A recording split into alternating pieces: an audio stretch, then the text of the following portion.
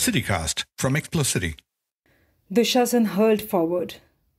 Whatever came in contact with his fingers, he pulled with a war cry, laughing like a maniac, his desperate arousal cheered on by the gluttonous eyes.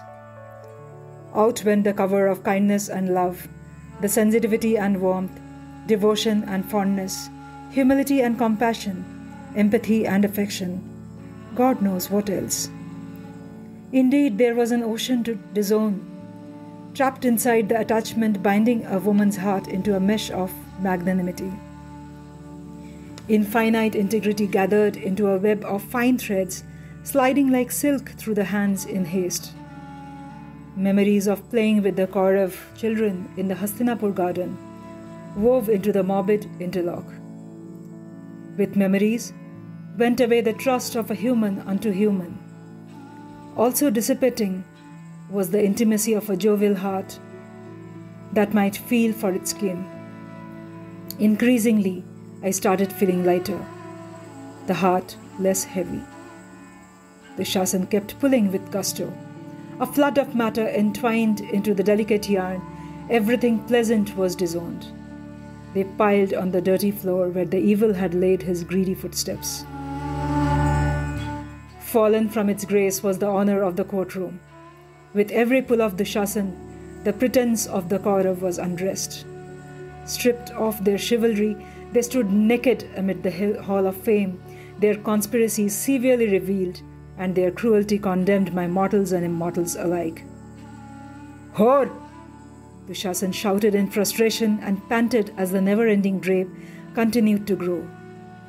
No amount of unrobing could denude the chest. It only put the men to shame for having molested the court of justice with their brazen obscenity. Virtues of the feminine mountained beside him in endless folds, I was far from bare. Some brothers still laughed at me. A few uttered profanities. Others had gone silent. The revered stars of a galaxy, once radiating with eminent talents, were derailed from their orbits, casting aside all morality that fastened a constellation together. With each pool of my attire, Dushasan shadowed every glory of the Kaurav. The infamy would stick to him forever as his only identity. On this day, I was not the only one that changed for life. Krishna changed too. I never heard the flute again. It was replaced by the call of the conch shell, playing loud, shrill, and long, invoking a war cry inside me, depriving me of sleep and peace as long as the Kaurav breathed. No joy, no happiness remained the same.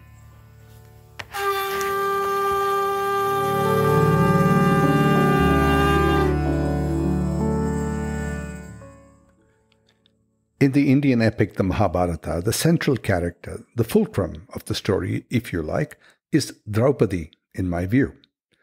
But epics in mythology, the Mahabharata included, are full of tales of male valor. Mythology instills in its male protagonists high chivalry. Men are always saving women. But whenever women are warriors, they are usually depicted as fierce and angry, wreaking vengeful havoc everywhere. I haven't read many historical or mythological stories of calm and collected women whose battle strategies were super intelligent and saved a bunch of men. Men valor, women wrath.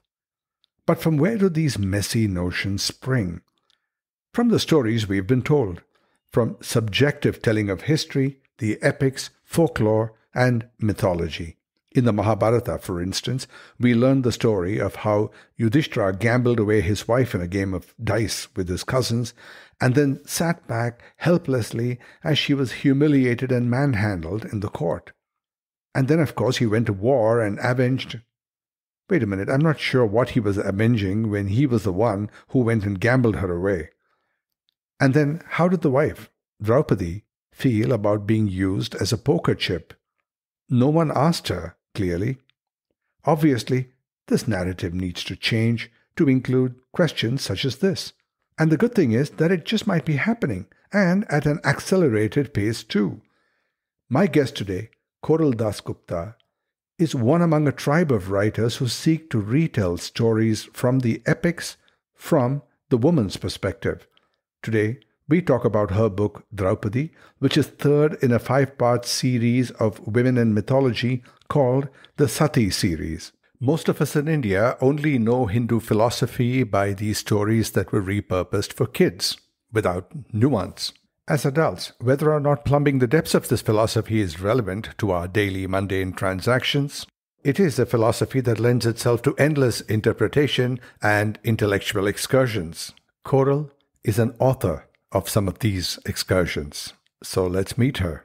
Koral Dasgupta, welcome to the Literary City. Thank you so much, Ranju. Let's start with a quote from your book. On page 191, you write, "Masculinity seeks obedience from women." Do you see this as a part of the larger narrative of retelling the stories of women? Is this the burden of your song? Ramji, when I write the stories, these things, while writing, these things don't come in. If I am thinking about a cause while writing, then there is a politics behind it, there is a propaganda behind it. And a creative person, it becomes very difficult to think in that way, and at least not with books.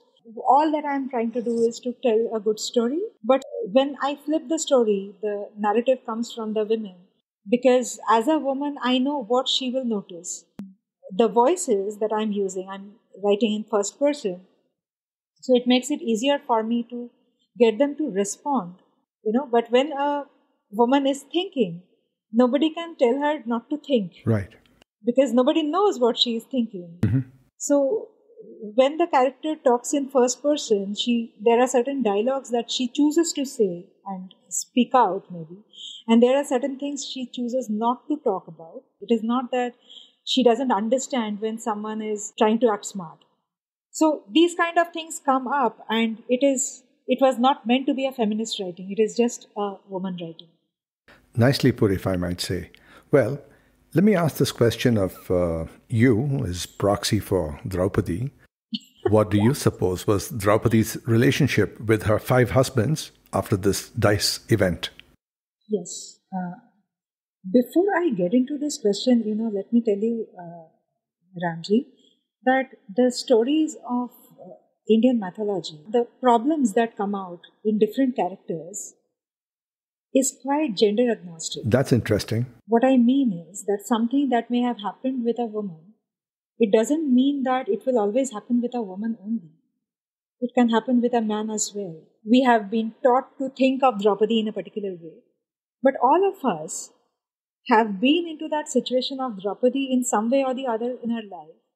Because all of us, in our journey to, or in our chase for success, have been let down by our own people. And everybody who is in whatever level of success has faced this particular issue. Now, you are talking about those people who were very dear to Draupadi and should have stood up. Neither did they stand up, nor were they unaffected. So, in the story, when I was writing the story, what I felt was that Draupadi would probably have a lot of issues against that. But the fact is, and this applies to everybody, when we are fighting the most important struggle of our life, the most defining struggle of our life, we are alone. Nobody can stand by us. And even if there is anybody, they have to just stand by and support us just by telling us that we are there for you, even though we cannot do anything for you. That was very philosophical. Thank you. Now, please extend that sense of philosophy to this question. The Panchakanyas, Ahalya, Kunti, Draupadi, Tara, what's the 5th one? Mandodari. Right. Virgins? Yeah, they are called Panchkanya and hence translated as 5 virgins. Why? You have a good, reasonable explanation for everything. Why virgins? Not clinically, right? So that's a very interesting question, because that is the reason why I actually got into the journey of writing this. Really? The same question that you asked came to my mind, that how could these be called virgins? Why Kanya? because all of them have had multiple partners. And that is when a little bit of thinking, what I realized is that, you see, philosophy is very different from religion. Philosophy is huge. Religion is very boxed. So when you look at Hindu philosophy never considers anything temporary important, anything that doesn't have permanence attached to it, anything that is small and anything that is temporary. It doesn't treat with much importance. The ancient scriptures were telling us that the body is of no importance. It is the soul and the capability of the individual that makes sense. Purity is not defined by the body. And this comes as great relief. A whole metaphysical rather than just the corporeal or clinical meaning to the name Kanya, virgin. Yeah. And now to return to non-virgins and patriarchs. You've heard the argument that the alpha male is the male versus the whole world, not just male versus women. Yeah. So what I said in my monologue about strong women being portrayed as vengeful and wrathful rather than capable. Do we have many stories in mythology or history, I don't care which, about women who are expansionist and acquisitive? Plunder neighboring countries for fun and loot? See, there are stories, but those are smaller stories. For example, Chitrangada. Mm-hmm. Chitrangada was Nehru's ideal woman, and Sita was Gandhiji's ideal woman. Okay. Chitrangada was the queen of her state. There was no king. Mm-hmm. You see, the way I see, depending on the era when these stories were written, the way I look at gender placement in history, it is like a division of labor, a fair division of labor, which happened for anatomical convenience. How exactly? That, okay, the man goes out, does certain things, the woman stays at home, does certain things. And it was nothing to do with capabilities. Now what happened is, men, when they went out, they met more people and they strengthened their clout. Mm-hmm. And there were lobbies getting formed. And women stayed at home, building up. Their world was not expanding beyond the home. So now when there is power equation building up somewhere, they didn't see this coming. They thought that you do your job, I do mine. They didn't see this coming. Secondly, I think that most of these characters are largely metaphorical. So women, they represent how your inner mind works. So they are shown, the inner mind is extremely restless. And also your inner mind is reflective of Krishna, who is restless. And Krishna's relationship with women is just that Krishna is inside and we have a very feminine restlessness inside. And that is irrespective of whether we are talking about a man or a woman. There are many men who think like women. They have a very strong feminine side. And there are many women who have a very masculine side. So, the masculinity, femininity in Indian epics were not necessarily about the bodies and the gender. That's illuminating, thank you. Now, this book, Draupadi, is part of her 5-part series, the Sati series on the Panchakanyas. Tell us how this all came to be. Since I wanted to write Panchakanya, and right in the beginning, we decided that we will call it the Sati series, because Sati itself is a very big politics, and I come from Bengal. I have in my own land, Sati is a very big political term. Yes, I know. So it is in Rajasthan and areas in Bihar also. Right. So the word Sati, which means pure, were used to kill women, to keep them, to show how pure they are, that they don't exist after the death of their husband. Right. And here we have the Mahasatis, the 5 women who are called the Mahasatis. And there is a sloka which says that if you recite these 5 regularly, then you're spiritually empowered and you learn a lot about life. They really empower you. So while writing this series, what I realized is that this sloka is not telling us that chant the names. They're not telling us that parrot these words. Ahla kunti Draupadi mandodari tara. Ahla kunti Draupadi mandodari tara. It doesn't help. What it is telling is that parrot the names. Yeah. what it is telling us is spend time on thinking about the journeys of these women, and all kind of gender issues will kind of open themselves up, and you will see the world with a far more clearer view. I mean, a lot of, haze will move out from before you. So while writing Ahalya, while writing Kunti, I have discovered wonderful moments and characters which were never told to me, especially while writing Kunti. I mean, I felt that Kunti is far more fierce a woman than Draupadi is. Draupadi's story is more famous because of the molestation thing. We made Draupadi, her identity we made like a victim of molestation when Draupadi was actually a homemaker. And she was known for her hospitality. That identity we have completely cut off. And if you just go to Google Images and type Draupadi, you will find a woman with open hair, red eyes, angry. True. In the court, getting molested, Krishna saving, and all that. You will not get the homemaker image. While writing Kunti, I discovered Pandu as a fabulous character, and we had discounted Pandu off completely as the pale king, the weak one. That is how Pandu is introduced to us. And I discovered him as one of the, probably one of a very feminist characters in Mahabharata. That's very interesting. About Draupadi, I mean, it comes in sequence, Ahalya, Kunti, Draupadi. She's the third in number. But Draupadi's story was always important to show the kind of transformation that she had gone through in her life, and also the fact that each and every person probably goes through that transformation where things that are not in your control constantly tries to change you. At the same time, it was one of the most important aspects of her story was what led to the war and not the war. How? There are two debates that constantly go on, that did Draupadi want the war or she didn't want the war. But when it comes to, and I see these women as leaders. So when they are shown as royalty, and you probably know that there are different forms of life shown in both the epics. Yes. Humans, animals, different forms. Right. These different forms have kings and queens in their tribes. Basically, this is reflective of leadership and not necessarily the power or the hierarchy.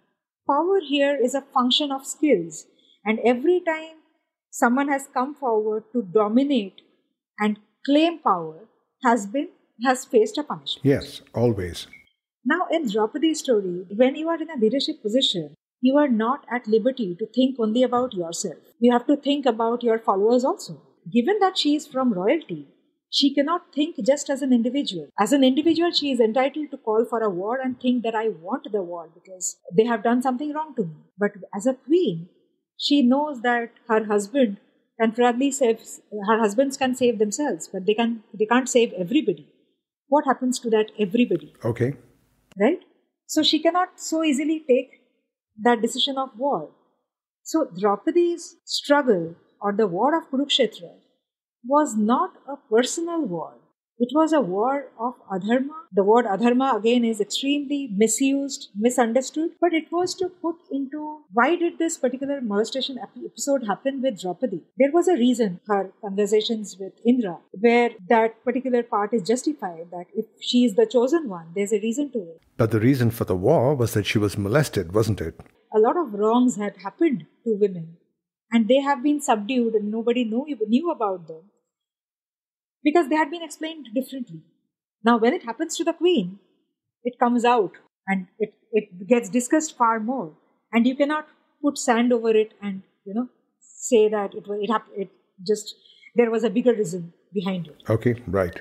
So, Draupadi's story will obviously have more than one reason why it will always catch the attention of popular literature. It's interesting how many layers of interpretation there can be. But we need to move on, and I'd like to talk a little about you. But before we do, for our listeners, there's a link in the podcast description to where you can buy Draupadi and the 5-part Panchakanya series, of which 2 of the Kanyas are still being written. Now, Koral, you had a career in sales. Now, in my book, anyone who can sell anything is on the top of my list.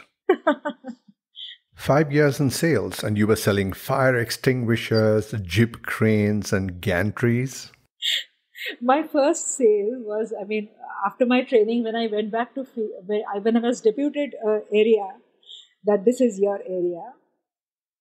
My first sale was a fire extinguisher to a halwai shop. And that is a sweet shop, Mishti right? shop, sweet shop. And a poor guy in that shop was, writing a check, and he was crying that I don't need it. Why are you selling? And I said, Very compelling. but I was definitely not the best person for sales because I had a very creative side to me, and I was not exactly enjoying that role. I was roaming around in that Kolkata, in that Shakespeare Shalini Road, and there was a crossword there. And during the summer afternoons when it would be really unbearable, I would get inside just to sit in the AC for half an hour, and those half an hour was the best time of the day. And that's when you read. Yeah. I read many books sitting there for half an hour, and people knew that this one comes, reads, and goes away, doesn't buy. So I changed my career so many times. I became a teacher. Then I was a consulting editor with John Wiley & Sons, which is an academic publisher. Yes, of course. Finally, thankfully, when I was pregnant with my child, I wanted to do something exciting. And that is when I started writing books. How do you pick what to write? Frankly, I don't know most of the times that what I'll write next. Because the entire process is, for me, is very much like, right now I am sitting here, this is coming to me, and I go. It's not that I can plan it one day in advance. It never happens to me. And a few times I tried to, do all those things that people say. What do they say? Graph, the character graph, and the plot lines. Mm-hmm. I tried to do that, and it was a complete massacre. I created. So... yeah, you can't paint by numbers. I get that. Yeah, it didn't happen. I couldn't do that. Now let's talk about your website. It really is very well organized. Thank you so much. Quite enjoyable. Readership, stats. It's almost like you have a business plan in there. Do you have a business plan in there? You went to koraldasgupta.com? Yes, and I went to Tell Me Your Story. Okay. Yeah, Tell Me Your Story was...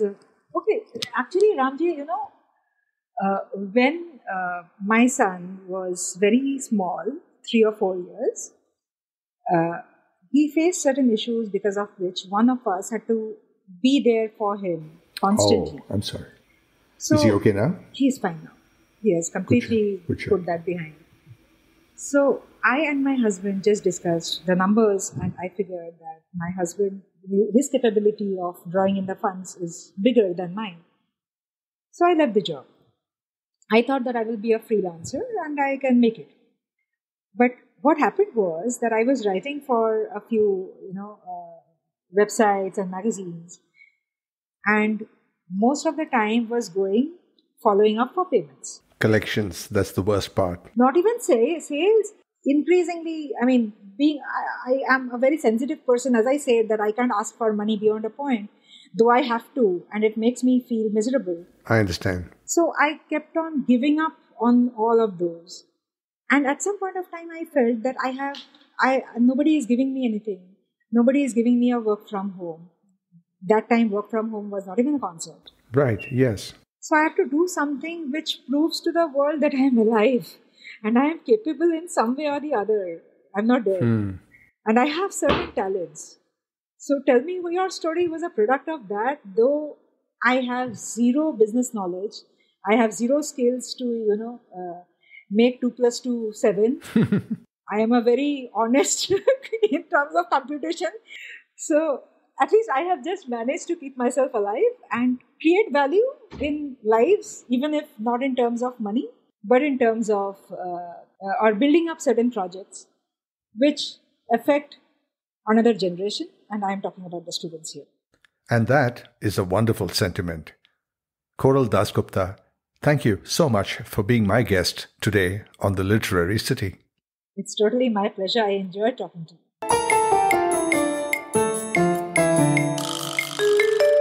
And that was the charming Koral Dasgupta, author of the Sati series. And I will be back with our fun segment, What's That Word?, where we look at words and phrases that we use all the time, but never stop to think about.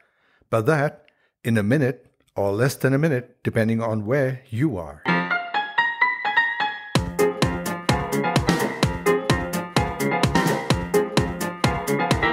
And I'm back. It's What's That Word? And this is my co-host. Hello, my name is Pranuti, but you can call me P.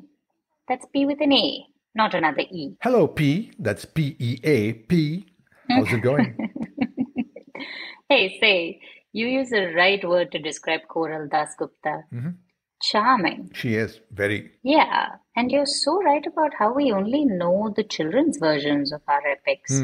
But tell me, as adults, are you saying they make more adult sense? I don't know, but clearly people follow these things with a religious zeal. So there's a great deal of interest in them. It drives people. Drives them where? To war. And to despair. Where's that? Where's despair? Okay, I'll play. 43 kilometers from the city on National Highway 0. Very good. Wait, I know this is a shout out to something, but do you know what it is though? Of course I do. It's a shout out to that 1979 movie 10. Bo Derek, Dudley Moore, Julie Andrews. It's the bar scene. And tell me what happens in this bar scene. So Dudley Moore is hiding in this bar in Mexico, where the great actor Brian Dennehy plays the bartender. Now, Dennehy answers a phone call. It's Julie Andrews, who has successfully hunted down Dudley Moore to this bar. And? Moore doesn't want to take the call and he waves off Dennehy. So Dennehy tells Julie Andrews, sorry, he's incommunicado. And then there's a pause when ostensibly Julie Andrews asks him, where's communicado?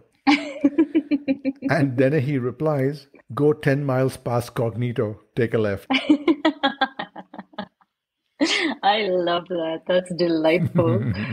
Not so much verbal wit in movies these days, is there? And whose fault is that? Well, isn't this one reason why we have the literary city? Yes, it is. Thank you. Yes. So now back to Koral Dasgupta. Her philosophical takes are just so deep and interesting. But do you really buy into the Indian epics? Well, answering that is not difficult. I don't have to. I mean, I have zero religious zeal, but I do like the philosophers, and I do read the great world philosophers with interest because it is a window to the world. But the pop version is when these things are received and considered in a non-academic kind of way, they tend to become dogma and lead to fractious politics and split people. And say it. Oh, and it all ends in tears. Never gets old, that. Well, a lot of this hijacking of high thinking for base purposes is a self-fulfilling prophecy of doom. But listen, that's all too dark for a sunny show such as What's That Word? So, P with an A, what's that word? Hey, you just said self-fulfilling prophecy. Let's do that one. Okay, cool. Let's do that one. Okay, you know the meaning? Yes, a self-fulfilling prophecy is when a prediction makes people act in ways that make it come true. Exactly. Do you have an example? Okay, so someone kept telling me that I would never learn how to play the violin, right? And at first I was defiant and I was like, watch me. But I started and it all must have just weighed on me because I never saw that through. To the delight of your neighbors? True, and my family. Anyway, do the etymology now. I mean, what was the origin of the phrase? Okay, this phrase has been discussed a lot in behavioral sciences, psych, sociology, Right. And as you said, the studies around this go to influencing performance or behavior. So some scientists know this as interpersonal expectancy effect, where a person or a group's expectation for the behavior of another person or a group actually makes that happen, brings out the prophesied or expected behavior. You see what I mean? Right. Well, the definition of the phrase actually goes back to American sociologist Robert Merton, who used it first in 1948 in his essay titled The Self-Fulfilling Prophecy, of course. Now, Merton described the concept as false definition of the situation, evoking new behavior, which makes the originally false conception come true. And Merton apparently was inspired by this famous sociologist, William Thomas, who had written, if men define situations as real, they are real in consequences. And what do sociologists typically do with these findings? Also psychologists and other scientists. You see, these studies contribute to understanding relations between social belief, social reality, social importance, and the magnitude of these kinds of effects. Right, but do they have any practical use? You bet they do. Sometimes in the most insidious ways. Oh no, how? Well, think about some of these detailed and incisive studies on this getting into the hands of social media companies and then political parties who wind up buying those social media companies, and then they can be used to influence the outcome of sports even and so on, elections. Oh, chills. Is there any positive connotation to any of this? I'm afraid not. It's all mostly negative, but there is some fun stuff. Okay, we could use that for sure. Okay, I'll try. So there's the converse of this phrase, and that is self-defeating prophecy. Okay, and how is that different? All lines are blurred, and etymologists have come to blows over this, right? So in its origins, though, a self-defeating prophecy was the opposite. It was where a prophecy fails because it was made. Okay, and is there an example? I'll make one up. You try this. So try it on 2 separate occasions on people who are trying to parallel park their cars. To one guy, to both actually, you get in their ears and in their heads, and then you say to them, you are going to crash. You don't even know how to parallel park. You don't know anything. And the self-defeating prophecy is when one guy says, I'll show you how I can park, watch me, and then pulls off the perfect 3-pointer. So you see the prophecy fails. Right. And the other guy? He gets creeped out by you and crashes his car into the Rolls Royce. Whose Rolls Royce? Jay-Z's. I don't know whose Rolls Royce was parked there. How convenient. Silly. Yeah, and then he blames you for putting juju on him. Okay, but is he cute? Very. And this is the self-fulfilling prophecy? This is. Then no thanks. I'll stay with the other one. Well, there's also another connected phrase that we can easily understand in this context, and that is, fake it till you make it. Yes, I get it. If you claim to be able to do something for long enough, you will do it eventually. And that is a self-fulfilling prophecy. Right, it is. Absolutely. So these are pretty much the same thing, right? But with such a minor difference. True, but with major consequences. Want to hear a story? Always. So, this guy who has been married 4 times now. Oh, poor guy. On the reception night of his first wedding, someone comes up to him and wishes him quite prophetically, many happy returns of the day. That's funny. This self-fulfilling prophecy thing sucks eggs. Well, you picked this phrase. I know. I must find happier ones. Makes me want to go investigate. Where's investigate? 47 kilometers outside the city. Go past Quisitive and take a ride. And to do that, I will say bye.